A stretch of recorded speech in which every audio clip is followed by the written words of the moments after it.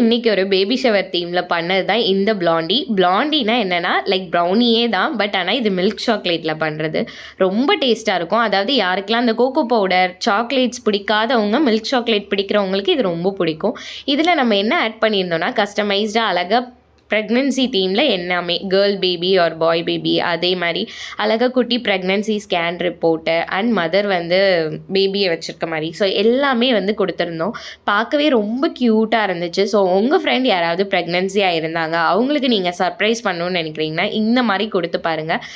So ரொம்பவே அழகாக இருக்குது. பார்க்க பாருங்களேன், அழகாக செஸ் போர்டில் 3x3 வந்துட்டு இத்தனை பிக்சர்ஸ் வச்சு கொடுத்துருந்தோம்.